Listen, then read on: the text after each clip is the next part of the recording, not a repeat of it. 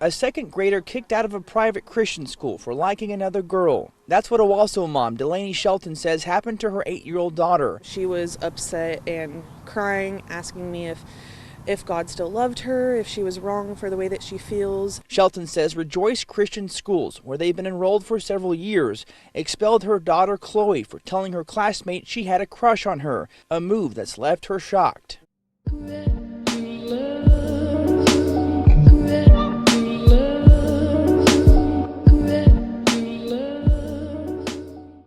Hey guys, what's up and welcome back to my channel. So today we are going to talk about a segment that I saw on The Reel. Yes, I know I have not talked about anything that I've seen on The Reel lately because I've just been busy with other topics, but I saw this clip on The Reel and I wanted to come on here and talk about it after reading further about the situation. But before we talk about it, you guys know the drill. Please go to my website at letstalkdarling.com, scroll on up to the top and make sure that you subscribe to all my social media platforms. Then scroll on down to the bottom, enter in your email address so we can stay in contact. I can send you guys exclusive stuff that I wouldn't post on social media. And you can also donate to the channel by clicking the donate button and also visit the merch store where you can buy merch and use code GRATEFUL for 25% off. Okay, I wanted to get through that really quick because I wanted to talk about this.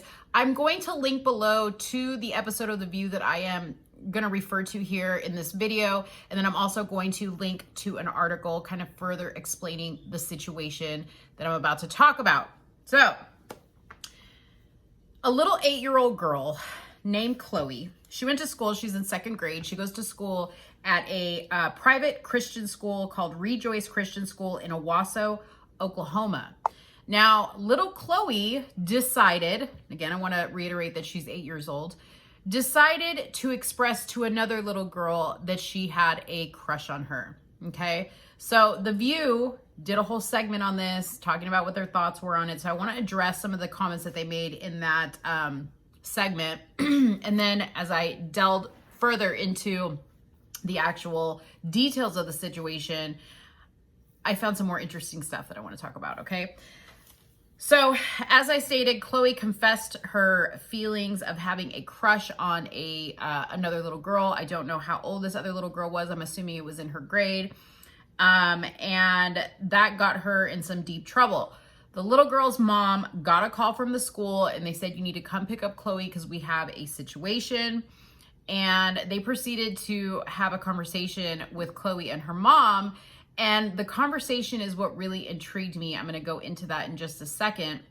But when I saw this story on The Reel, they did not talk about this part of the story. Okay. The only thing they said was little Chloe got removed from the school. Even her brother got removed from the school because the school said that the handbook states that any forms of sexual immorality go against its beliefs. Okay. Which is fine. I mean, that's a private school. You pay money to go there. You're supposed to read the handbook and understand the rules. And apparently Chloe's mom didn't do that, or maybe she just kind of skimmed through it. But they have these rules. So that's the way the game is played. You go to a school, you have rules, you have to follow those rules, and however they choose to move forward with consequences based on the rules that you've broken is up to them. Okay.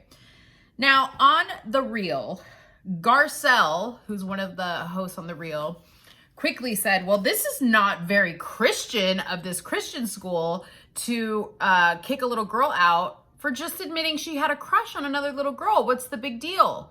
Well, Garcelle, you're an idiot, because if you actually know Christianity, the Bible is actually against homosexuality. It's just not accepted. It's, love, marriage is between a woman and a man and a woman, and there is no woman, man situation discussed in the Bible. So it is very Christian of them to have this particular, part in their handbook that states that they deem this sexual immorality. Okay. Now I want to point out that their statement to them was, this is against our beliefs as a school. Okay. They didn't say this is against the Bible. They didn't say that, even though technically in the Bible is against homosexuality. Whether you like it or not, that's what it says. Okay. Then Adrian says, what the school did does not align with Christianity. Now, I was really surprised to hear this from Adrian, because she's kind of, the religious one, the outwardly religious one in the group. Her husband is a gospel singer. She is very, very like outspoken about her faith. But, when I was listening to this, I was like, okay, Adrian, you're one of those people that likes to take the pieces from the Bible that you want to take and interpret them the way you want to interpret them, and, lead your life that way. And that's just not how it works. If you are a true Christian and you do study Christianity, you have to study what the good book says and take it for what it is. Now, I agree, okay, that the Bible says, you need to stone people and all this other stuff. I agree that there's some stuff that happened in the Bible that is clearly outdated, and that's just not how we do things anymore, okay? We have clearly evolved.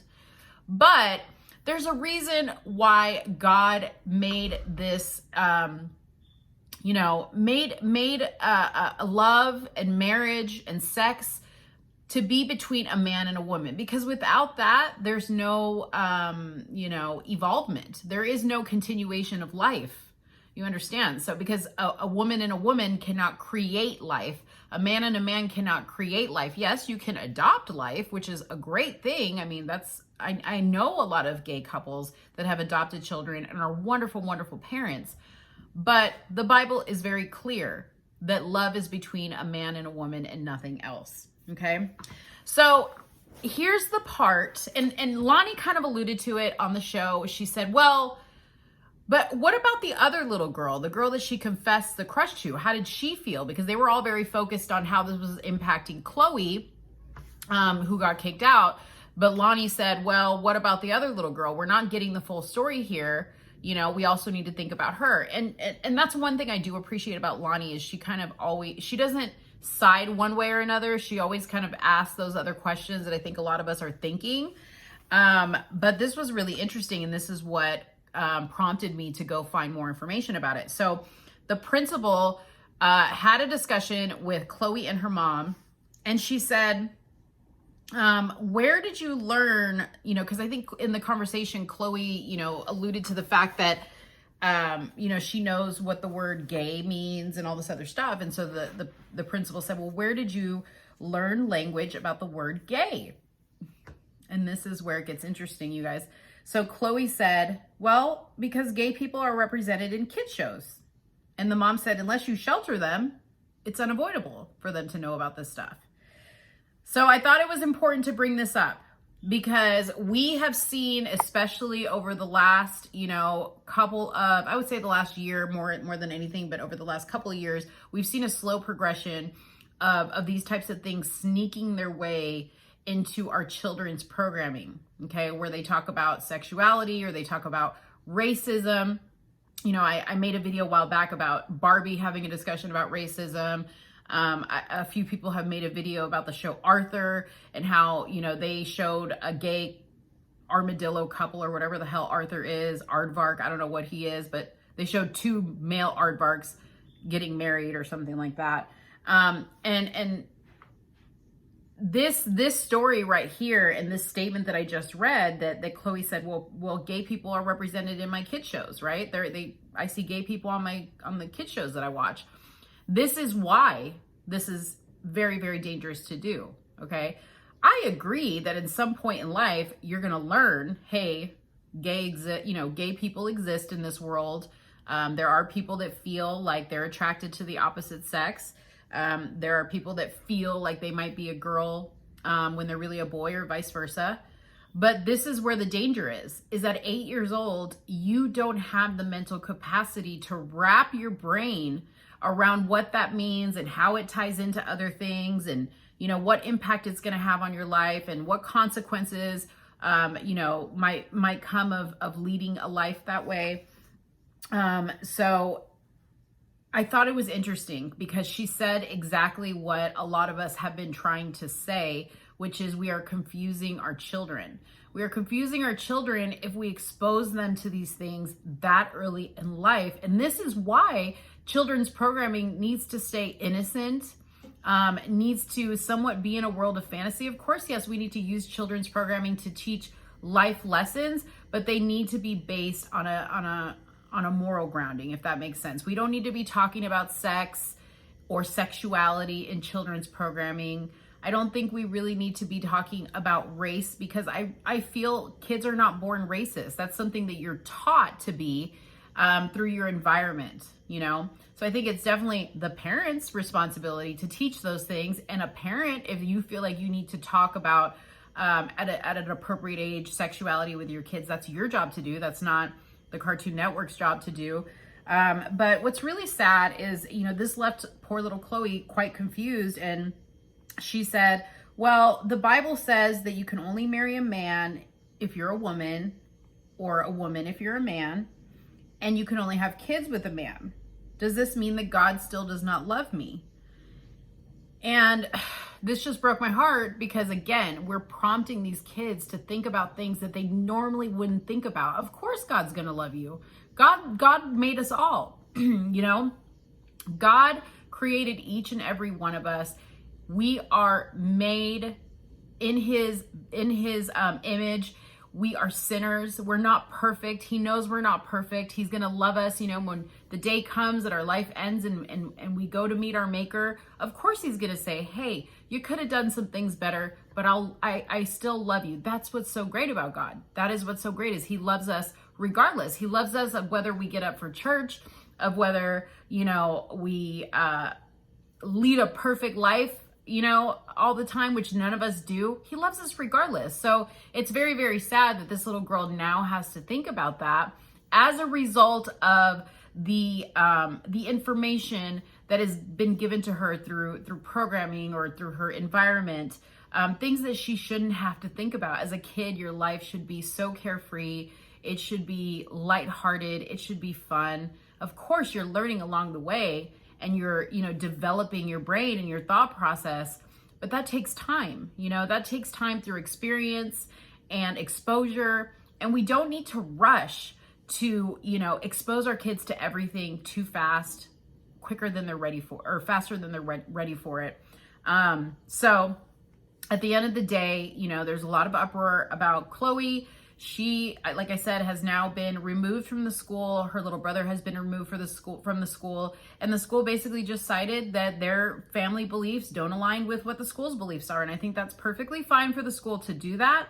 I think that, you know, maybe Chloe's mom, and I didn't see the dad mentioned anywhere in this article, which is also very interesting to me. And it might be very telling. But I